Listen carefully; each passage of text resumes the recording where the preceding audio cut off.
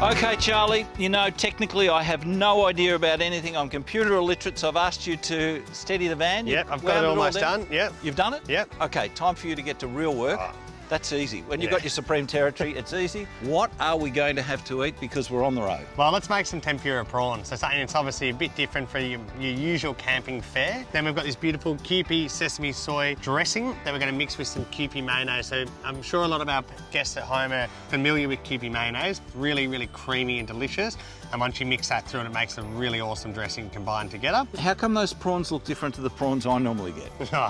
They're good quality. Thanks, Charlie. Come on, get to it. All right. So I'm going to start just by cutting the prawns just in the centre here, and I'm just putting a couple of little marks in them, and this will just help keep them a bit straighter when we fry them. Doesn't have to be, you can omit this step pretty easily if you want to. Okay, so not going all the way through, no. And this is so easy that we've got a beautiful oven and cooktop in the Supreme Territory, but we're proving that you can cook just as well on the road, have beautiful cuisine, and from the freshest produce available in this great country. Absolutely. So I'm going to now put some of the tempura flour. So this is a mix that's already done for you. This is the first coat, so you just basically are going to, thank you. Take that. Yep. You can see I'm a good assistant. And then this one here we're going to make into the batter. So you obviously, when you...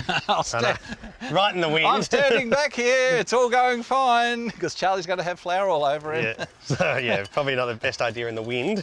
And now I've got to ask you, talking about your kitchen, you've got the boxes that go out, so people who actually can't get to Atlas, you have these wonderful boxes that during COVID were fantastic, but people can get top cuisine with instructions. Absolutely, so it's called Atlas Weekly, and basically what we do is we make all our own house-made sauces, house-made butchery, and then pack all the ingredients with a really simple, easy to follow recipe.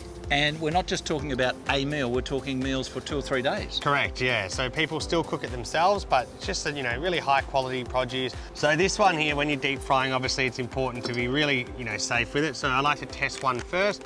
So we're trying to fry it about 180 degrees. So now that it's up to temperature, I'm going to turn that up slightly. And I'm just going to do it in batches as well. It's such an awesome technique. It was very simple, as you saw. Yeah. So the tempura flour, mixed it with water, about that sort of texture. And literally, it's just a matter of just putting it in like that. You just slowly dip it in. And what it does is it sort of creates like a shell on the outside, essentially. Yeah. And For how long? Oh, just basically until you got, a light golden colour.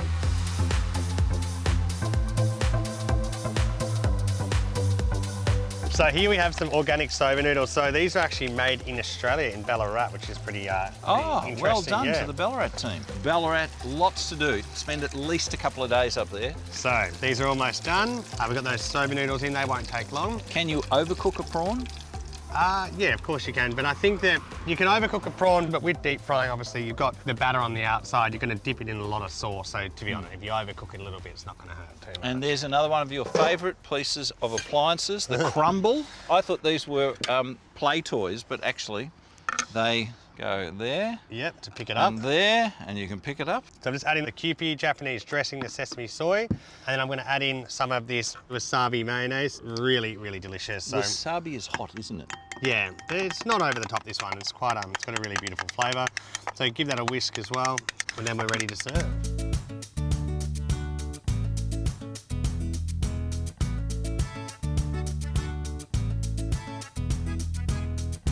Soba noodles, you've got some pea shoots, an amazing dressing with the mayonnaise as well as the sesame soy dressing, and then you've got the beautiful tempura flour. All right, David, so we know you're the man about town, but are you the man about seafood? I am, yes. I've just had one. I had a sneak one before you got into our wonderful Supreme Territory caravan. This is a great dish, don't you think, on the road? You're very good, because I challenged you to an Asian inspiration. You said no problems. Yep, you can do everything. Oh, of course. Charlie's a genius. Oh, I'm glad you enjoyed it.